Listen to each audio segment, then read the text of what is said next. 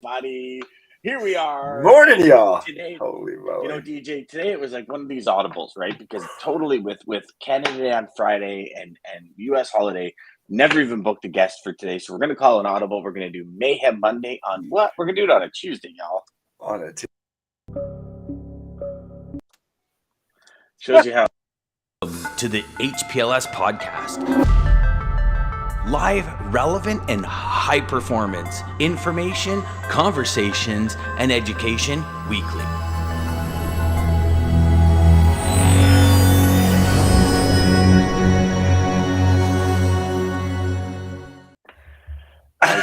DJ.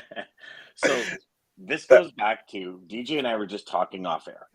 Oh my. And love to know from all of you. When there's a short week at the beginning of the week, at the end of the week, I don't find it as much. But when there's a short week on a Monday, so like yesterday was obviously Independence Day. I took yesterday off because the majority of what I do is in the U.S. So I kind of choose that, give myself a 4-day weekend. Yeah. I'll tell you, DJ, like I'm still thinking it's Monday today, and by Friday it'll be one of these things where like, damn, I lost a full day's productivity this week, and all week I'm going to be off by a day. Like everything I do already, I'm planning meetings. I'm like, okay, how about tomorrow?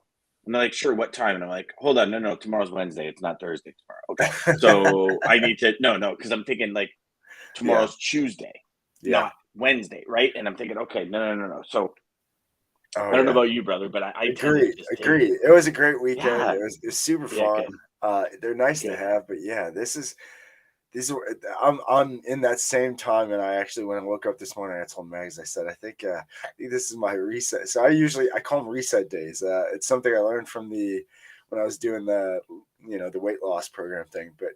I'm like, okay, I need to just totally decompress this day because then tomorrow I have to go back at it. And there's certain times that you just have to get that point and be like, shit, this is where I'm at. This is what I'm dealing with. And yeah, nothing you can do, brother. It is what it is. Yes, exactly. So we figured we'd throw y'all a Mayhem Monday on a Tuesday. We got some rain happening up in my area, which is awesome because I just laid sod, so it means I don't have to be out there moving friggin' sprinklers every morning. So we have got good morning, Lisa, victorious again to start this Independence Day week. Good morning, Jeff, Lisa. And good morning, Daman. Hope y'all are doing good. Hope y'all had a great weekend. Daman, hope you had a great long weekend as well, my friend. So, DJ, are you ready for a little Mayhem Monday on a Tuesday? I am. All right. I am. What? You were going to say what? No. I was gonna see. Did you end up seeing fireworks anywhere? Oh yeah. We actually we right in like this corner. My wife and I were sitting out in the back, and we're sitting there, and all of a sudden these fireworks start coming up over the trees. We're like, "This is perfect. We got this like beautiful view of fireworks." Yeah. We're sitting there. It was great. We had a great time. We had some friends over on Saturday night. So Friday was our holiday, July 1st, and so a lot of the fireworks came Friday night. So we sat Friday night enjoying, and then we had a bunch of friends over on Saturday, for middle of the day kind of thing. And then yesterday had my mom and my mother-in-law over, and we had a beautiful afternoon just hanging out and chatting and snacking. And I feel like I put on 35 pounds in 72 hours. That's why I think I have to throw up. I'm like, I don't really eat like that stuff, but it was just there. Yeah, and it's one of those things where so it's funny. I was sharing a story on Saturday night with friends of ours, and they said because they're like, no way, you have to convince yourself not to eat donuts when you go to Tim's. I go, listen, here's the deal. If you put things in front of me that I really like, I know I have zero willpower to stop eating them. That's just, I mean, I understand myself well enough to know I have zero willpower. Doesn't the like spinach dip and caramel score dip and like chips and gummies and jelly beans and all this stuff, sausages and everything. I mean, I just ate and ate and ate and ate. And my buddy comes over on Sunday to help me with something out back. And he was there on Saturday. He goes, dude, I don't think I'm eating for like a week. I ate so much last night. And I'm like, dude, what is it when you go to these like parties and functions when there's so much food out, you just tend to like. I don't know if any of you do it, but it's like everywhere you go at every single point, yeah, there's like more food, and it's like, well, I'll just have a little bit, and it's just like this convincing yourself, just rationing lies to yourself that if I have a little bit here, I'll be okay. But you didn't take into consideration that little bit at the 19 different stations that have food, and then, so one thing I when I got diabetes in my mid 30s. I got type 1 diabetes, which is very abnormal for people in their mid 30s, right? It's usually overweight people that aren't necessarily exercising too much, eating the wrong things, that get type 2. Yeah. I learned for the first time in my life, calories in liquids is insane. And it is like the next day I'm cleaning up and I'm looking at all the calories that were drank that night, and I'm going, holy crap. Like it gives you such a different perspective. But let me tell you, We're giving everybody insane, guilt brother. after like yesterday. Sorry, y'all. Yeah, sorry. No, Jeff says I'm guilty just as you say that, right? yeah. I'm guilty as hell. That's why I'm fat. I do feel like crap. Today I started a new diet. Listen, it's a reset. It's okay to have those days. This is where I'm telling you, no joke. Rico's book, Just Two Choices, is where it was like, okay, I did that. I chose that. It is what it is. Oh, well, now today I have to. And that's where like I said, I do a reset day. So today I'll probably just be drinking water all day. And that's it. But yeah. See, that's good that you do reset days. I do like reset hours. So again, went to the drive-through, got my wife a coffee, got myself a coffee. I was going somewhere, and something told me I needed 3 donuts, so I got 3 donuts. After I ate the 3 donuts, I was like, okay, Dan, you can't do that anymore. You have to make better choices. Okay, I'm gonna make beter choices. The next day, I went to go get coffees again. I only had 2 donuts this time. I made a better choice. So, right? So I do not feel guilty because I made a better choice. I didn't get 3, I got 2. Why do they make them so easy? You can eat them so fast. That's what Yeah, I like the Boston creams and the chocolate dips. And my first question is always, so is the chocolate on the chocolate dip healthy today? And they go, pardon? Well, is it thick or is it thin? Like, is it skimpy or did you put some chocolate on there? They're like, oh no, they're chocolate today. I go, okay, I'll take 2. And they better be chocolatey, right? And I'm warning this person at the drive-through. If my chocolate donut doesn't have some chocolate on it, I'm going to be upset. So make sure you pick the ones with the big amount of chocolate on it. My daughter used to get so embarrassed. She used to work at the Tim's at the top of town, and I used to pull up on Saturday mornings when she was working. I'd be like, can I get 50 Timbits, please? And I said, and I want all the yummy sugary ones, none of those yucky plain ones. Said, Dad, you're so embarrassing. Then I get to the window, I'm like, hi, honey, how are you, honey? Hey, honey. Oh my gosh. gosh. Oh my God, just go. Yeah, just give him his stuff. It's free. Go. And brother, it was one of my best moments. I'm like, I get in line. I'm like, oh boy, I can't wait for it. I get all excited. I'm like, oh, I can't wait, just to embarrass my daughter. It's hilarious. But I love it. I love it. Lisa says yes. Reset, no guilt, no shame. That's right. Choice. Listen, yes. New day, new choices. That's it. And brother, listen, if you ate 27 handfuls of jelly beans, then just go for 26 next time, and it's a better choice. Trust me. You're limiting yourself. I agree. Yeah, I'll tell you. I got to tell you this story because you'll appreciate this, and everybody out there, you might have. So I kept telling Cooper, my 5-year-old. So he's my 5-year-old. Gonna see fireworks. I had like the worst luck this weekend. Thankfully, yesterday turned out amazing. But so we. Friday, we're gonna go see fireworks. We set up, we go to this park, there's no fireworks. I'm like, oh my gosh, I picked the wrong day. Oh, it's the wrong Why was there no fireworks? Well, because it was a different day. So I'm looking on Google and it's a different day. So then Saturday or Sunday, like, okay, there's fireworks for sure. I'm telling Meg, she's like, are you sure? I'm like, yeah, I think so. No, there was no fireworks Sunday either where we were at. I thought there was Sunday and Monday. They're only Monday. I'm like, oh my God, I suck at this. What is going on? So what you're saying is is you're not planning very many things for the future. That you're Not going to for the let somebody else fireworks, do at all the least. planning. Holy Yeah, crap, I suck at that. But anyway, so yeah, Monday. So then we're like, okay, we know for sure. I know for sure where they're at yesterday. Then And Coop's Oakley. probably like, "Sure, Dad, whatever. At this Well, point, I'm just exactly. Oh going yeah, along he for was the done. ride." He thought I Yeah, was full of it. Then there's no fireworks. yeah. uh, but so then Oakley, our 2-year-old, we can tell she is freaked out though because there's fireworks throughout the night here there in the neighborhood. So we're like, okay, this might not work. Well, sure enough, she wouldn't have even made it. So I last minute called an audible just like we are today, and we just drove the strip where I knew fireworks were, but they were kind of like far enough away. And we just watched them that way, and it worked out perfect. So yeah, Perfect. it's Yeah. crazy. And is your dog afraid of fireworks as well? Yeah, she's weird. I don't know. I think she has little dog syndrome. She's only like 5 pounds, Yeah.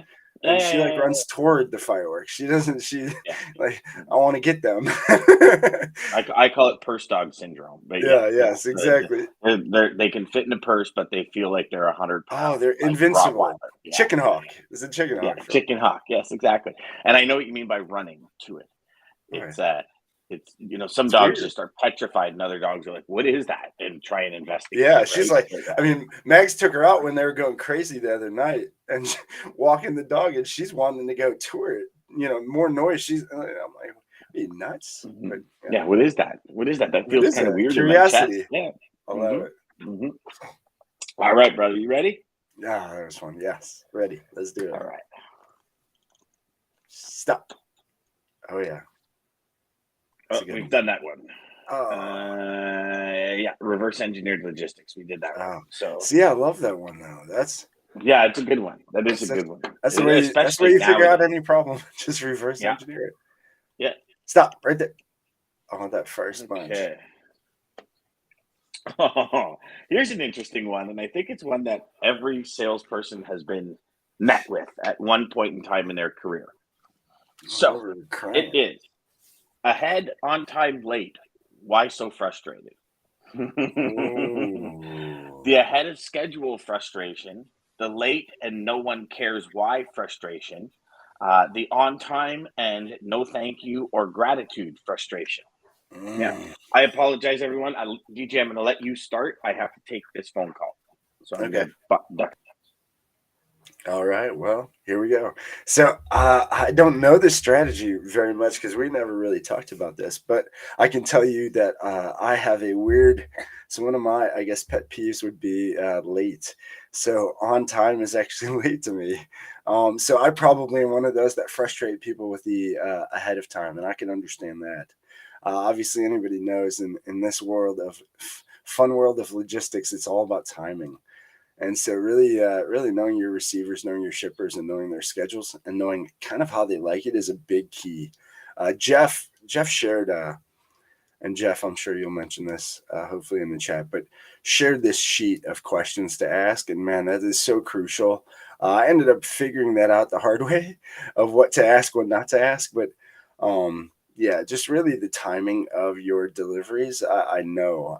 And again, I don't know, Dan, if you caught that, but so I'm one of those that, to me, on time is late. So like 15 minutes early is on time to me because I hate, I don't know, whatever it is.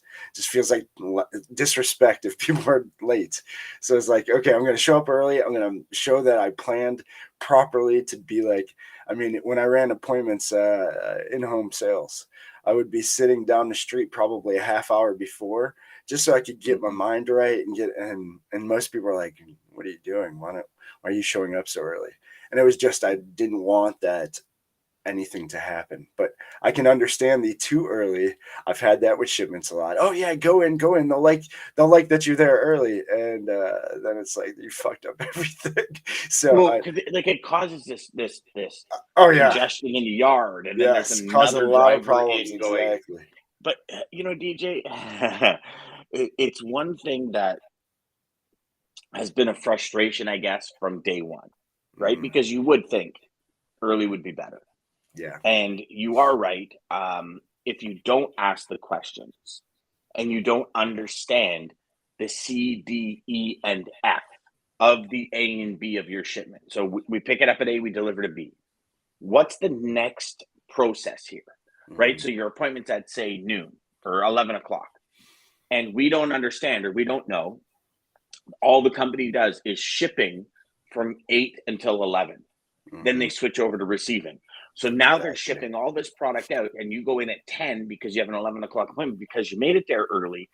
Now you actually become in the way, and you become a distraction or a frustration because, again, the driver's going to get in. The driver's going to ask if they can get unloaded, or like it's normal, right? Hey, would you mind getting me in? Because if I'm ahead of schedule, I can maybe beat that traffic at the end of the day. Like there's all these I might be able to's that we have to deal with, and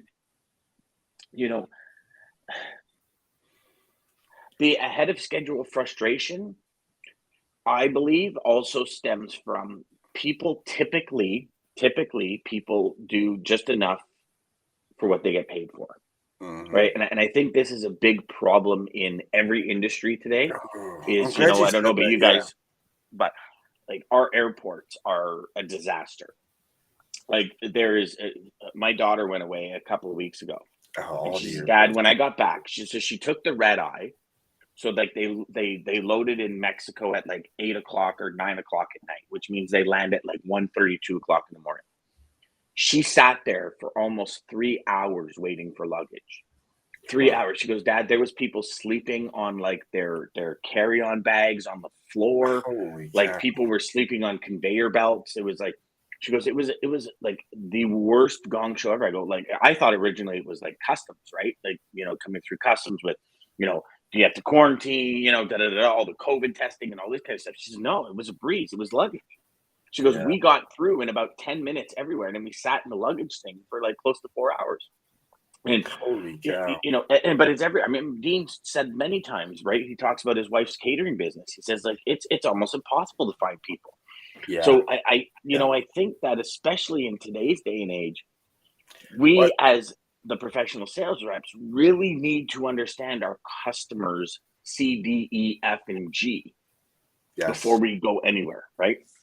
Well, that's where this again. I think it's the future. I think it's what we've been talking about a lot on this show. But the whole, this company I got involved with, Giant. Their big thing is about the new way of things is going to be relationship first over everything, and a big key to relationship is communication, and the only way you get that C, D, E, and F is to actually build that relationship with your client instead of just the moving freight in this world. But I think, speaking to employees like you're talking about too, I think that's, you guys want to shine. Anybody taking jobs, anybody just get this job, like go above and beyond, just show that you're going to do more. And listen, that's all you have to do. But I know exactly what you're saying. Everybody thinks, this is not my job duty, and they don't want that's so-and-so's, instead of just do it, just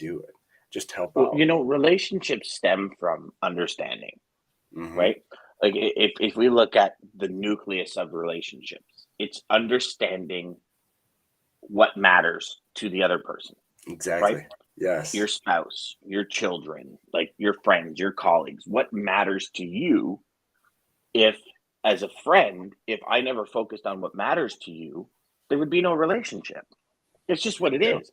And what matters to your shippers and receivers, what matters to your customers. And I honestly don't think you're able to send them a quote.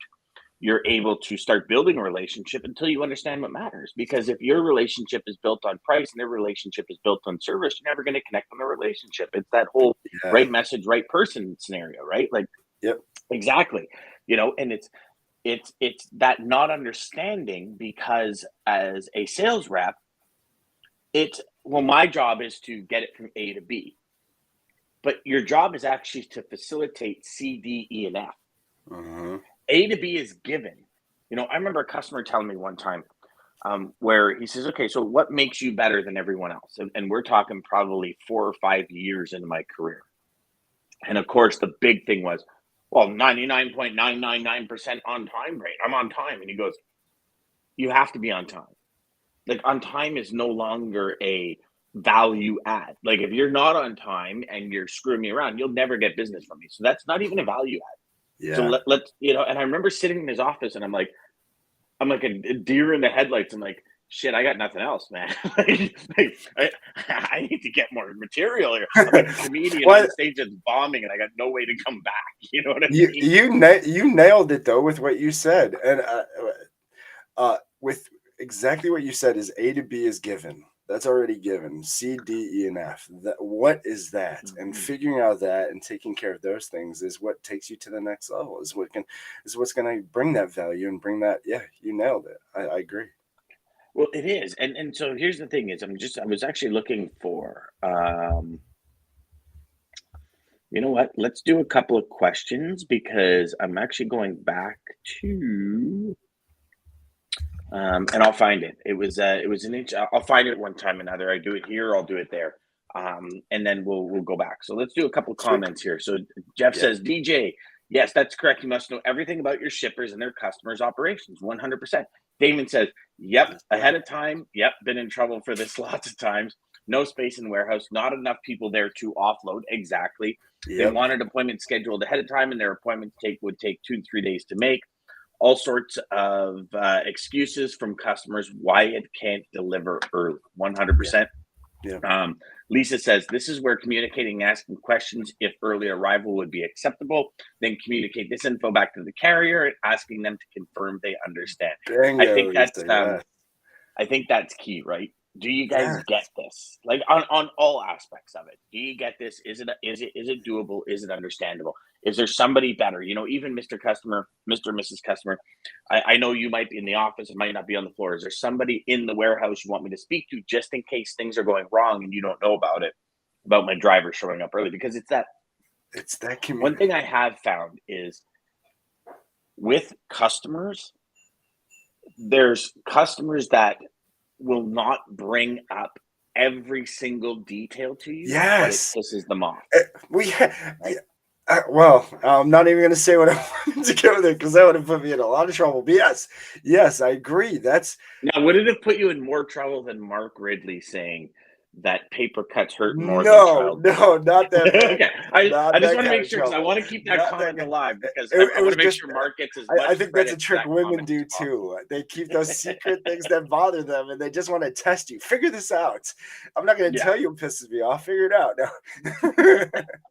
And then when I tell you everything's okay, it's really not. That's a different story. But we're not going to go there. We're not going to go. That's your customers, guys. Figure it out. Yeah. Scott says we can't just be order takers. You have to create a true customer experience. 100%, brother. Chris, good morning, Chris. Good morning, fellas. Love this conversation. Appreciate the insights. Absolutely, my man. Thanks, Chris. And Scott says, and to communicate to the carrier driver to let them know it's not guaranteed, we will do our best. 100%. There's 2 ways, right? Like, as a broker, all you have is information. That's what you sell. You sell information. So do a good job of it and make sure you're getting a lot of it and constantly passing it. Well, it's like Dale Carnegie, like Earl Nightingale, all these old school successful business people have always said, like, whatever you're going to do, be the best. If you choose to be a garbage person, be the best garbage person you can be. If this is if this is what you do, if this is how you put food on the table, be the best you could be at. With this new product we got coming out, I'll tell you, every day, I'm like, how could this be better? How could it be easier? How could it do more, be more, and achieve more for people that are going to use it? Right. And I think this was the core of and I mean, listen, we can go back to a million different companies. But Apple, obviously being the big one, is Steve Jobs was obsessed with the UI, right? Like he was like, no, the user's experience needs to be number one. It needs to be number one, to the point where I remember one time there was this whole big fight where he was like, that font needs to be added because people like that font. Like, it's a font. Yeah. And most people think, well, just type and you're okay. And like, no, I mean, nowadays. Yeah, the font was a big thing. Yeah, I've heard the font was a big thing. Yeah. I can remember when I first started building web pages, fonts were not available on browsers. So I don't know if you knew this, but the first style of web pages, like even up a decade ago kind of thing, when we would build them out, we would want like a chalk duster or a chalk font. And you'd actually have to create that as an image Wow. because Google and the actual, so if you didn't have that font in your desktop, you wouldn't see it. If that font wasn't a web font, it wouldn't display. It would revert back to like an Arial or something. So the look and feel you were going for wouldn't be there, Wow. right? And as a designer, you want that look and feel because that matters. Yep. Right. Oh, so that's where all these the web spacing, fonts everything, the size, the spacing, everything. Yeah, I remember he really went into depth of it was big with, and it was all because the user. He's like, this has to be the user. And here's the thing, in sales, in our business, it's about the user, and the user is the customer, is the customer's customer. And if we don't understand that part of the business, which is the C, D, E, and F, somewhere in those four, then we're losing the battle every time. And it's not just A and B. It's, if I'm late with B, what happens to C, D, E, and F? Right? It was crazy. But it's interesting. So let's do this. You looking it up? Do we have I'm getting it right here. Holiday weekend. Oh boy, here we go. We're gonna have a doozy here today, folks. Are you ready, DJ? Are you ready? Let's do it. Are you ready? You know what it is right now, folks?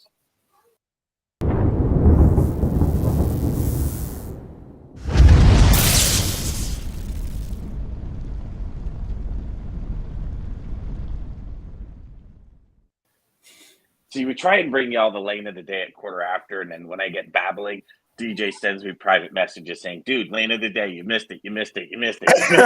Sorry. Yeah, that's what you guys see me doing over here. That's when he's typing. He's like, "Dumbass, we had a schedule. You're not sticking to the schedule. Come on, stick to the schedule." No. So, I don't say those words, but yes, lane of the day, DAT. Lane of the day to come back from that IQ to Christina Ellington and Dean Crook. Thank you so much for this market analyst. So here we go. Now, day back, reefer, Fresno, California to Denver, Colorado. Line haul rate per mile, $3.37. An all-in rate per mile, including fuel surcharge, of $4.18. Contracted rates are sitting at $4.15, so not very far off the spot market at all. Matching again, yeah, year over year, the spot line haul rate per mile has only changed 26 cents, and it's less 26 cents today than it was a year ago, which is actually pretty interesting considering some of the massive decreases we've seen over the last week. I mean, at one point last week, we had $1.75, $1.85, $1. Like, it was huge. So for only 26 cents, it's crazy. Line haul rates are trending up after staying flat, averaging $3.08 per mile since March. They are 25 cents a mile higher than the May average. So May, it'd be interesting if we had some June numbers in there from May and June, because I'm wondering if it dropped in May and June. But that, my friends, is the DAT lane of the day. Thank you all. Thank you, Darren. So Greg's got a good comment here too. Oh, Greg, how come I didn't see Greg's comment? It just came in. Oh, okay, perfect. We have to remember that our first responsibility is not to close a deal. It's nothing more than opening a door to build a relationship, which we can then create future opportunities. You can't get to the dinner table until you build that relationship by opening the door. I hate the fact that it doesn't show the whole comment on the screen. But you know, Greg, I agree, Greg. You're absolutely right. And you know, if we've listened to some of the amazing customers we've had on this show on Tuesdays, right? I'm so glad you're bringing this up. If we pay attention and almost, I'm going to say read between the lines, but really just take it at face value, not listening to respond, but listening to understand, right? Two big difference.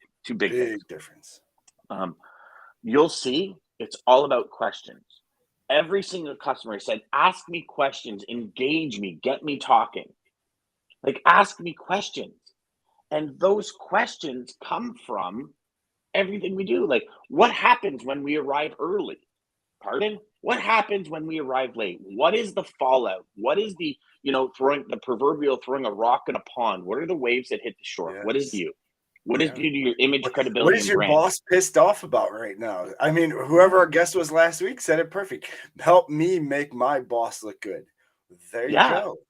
What yeah, is pissing your boss yeah, off? What is yeah. driving him crazy? What is the difficulty? Because that might help you get even deeper into, that shipping manager or whatever might, just like we talked about, know their role, and so they're not trying to understand, but maybe we can help bridge that gap even between. I had this happen with two bosses, a plant manager and shipping manager. He's dealing with one thing, and he thinks it's just the shipping manager, well, that's not his duty, so he's not thinking about it, but it is a pain. And if you could tie those things, It's like one of these things where if you take care of your customer's customer, mm-hmm. you're living la vida loca, as Ricky Martin Yeah. used to say, How can they, yeah. right? And it's true. Like, but the buck usually stops at the customer, and not only that, it stops at the conversations of the customer. Mm-hmm. Right? So how many of you have actually called the shipper or receiver of your customers and put them through a Q&A session? Like, what happens when we are late? What happens when this happens? What happens when that happens? What are your goals and achievements that you want to achieve in these shipments? Like, really identifying that and then relaying that back to your customer. Hey, FYI, I just spoke to DJ at DJD, manufacturing. And here's what he said. So he's asked if we can actually come in at 10 o'clock. I know you said you wanted 8. What do you want me to do? Well, the customer wants you to come in at 10, come in at 10. Perfect. That's going to put our thing behind on delivery a little bit because it's straight haul delivery, whatever the case may be. But it's getting everything that looks good. So, and what you're doing to your customer is, if their customer is super happy, you've just instantly made them look awesome. Right. And it's just that little investigating and pay attention to what the actual people we speak to every day say on this show. Ask me the questions, engage me, ask me questions people don't ask. Yes. Those are the questions. Yeah. Those are the questions. And you nailed it again with your comment. Listen to understand, don't listen to respond. There's a huge difference. If you're thinking of your next response before they're finished talking, you're listening to respond. If you are truly listening to them, you have nothing to say, or you're pausing at least for a minute. Just catch that. I have that. I've had that problem my whole life. And so really being mindful of it and paying attention to it, but you gotta listen. I think everyone has that. I just think it's part of the way we're ingrained as humans. I think we truly have to. It's like a lot of things, and I don't know about you, DJ, but I know we've gone over on time, so I apologize, everyone. But it's one of these things where, as we get further ahead in business and life, and in really understanding our mission, right? Like you hear it with all of our amazing listeners. Value, value, value. What is value? Bring a relationship, bring value, bring something positive to the environment. Like, everybody you speak with should be left happier, more energized, more excited, and more motivated than before you started speaking to them. Yeah. And, if you live by that motto and you just consciously make it so you can consciously remember this, so many things change. So many things change. And it's just incredible, the things that happen and the conversations you can have. Like Greg said, when you're not going in for the money, you're not going in to close a deal. You're going in to say, does my strength, does everything I bring to the table, will it add value to this person's life? And some of you out there that are watching and listening might be like, well, yeah, but it's about money, Dan. And yes, in the end, it's about business. But business is all about relationships. And you know what, DJ? Business has always been about relationships. I think there's certain things in life that happen that make that more prevalent, right? It's like anything in life. You have a real big scare. Your perspective on a lot of things change. Yes, sir. Right? Like, and Yes, that's sir. just the way our lives roll on every part of our life. Yeah. Right? You might be slacking in your desire to achieve your dreams and ambitions. And then a family member gets ill, or a friend of yours happens to, for some, crazy reason, have a sickness or die or something, and it changes your perspective. You're like, I'm never slacking again. I'm going to go at this because I'm going to show them what I can do, or have them be proud of me. Like, all of these different things are perspectives, right? Yeah. And when our perspective is not set in sales on our mission is to help this is the big reason why I sold image, credibility, and brand for the last decade of my career, because that's what people care about. They really do. And you know, like, it was Tony Darnell who said, like, make me look good to my boss, make my boss look good to his boss. Okay, yes, it was That's Tony. You're right. credibility, brand. Yeah, Tony Darnell. He's the one that said that. And even John Brewer said, and Gray, they said, like, listen, like, I gotta look good. Again, they have somebody to look good. Yeah, they have somebody to respond to, and so you want to know what things we respond to our customer. They're responding to somebody. Who are they having to respond to, and what can we do to make that easier for them? That's it. You know what? Scott has a good one here. The goal is to have their customers start requesting you as the 100%. Bingo! Right? You get to that point. Yes, I've had that, and those are the best, because they can't even say anything. But just keep them on it. And Lisa says, "How can I help?" Exactly. If you aren't leading with that question in mind every day with everybody you meet and everybody you talk to, they will know. If you are leading with that in the back of your head, how can I help you, with every single person you talk to and come to, they will tell you everything you need to know. I agree. I truly agree. It. All right, brother. What do we got? That was fun, man. Hey, thank you all for the comments. Thank you for joining us. I got some energy from this, and I don't feel like throwing up anymore. So thank you. Perfect. I'm glad, DJ. Do you still have a bucket beside you, or did you kick it away? Yeah, I do over there. I would have just but thank you, everybody, for joining us again. Short week today. Is Tuesday.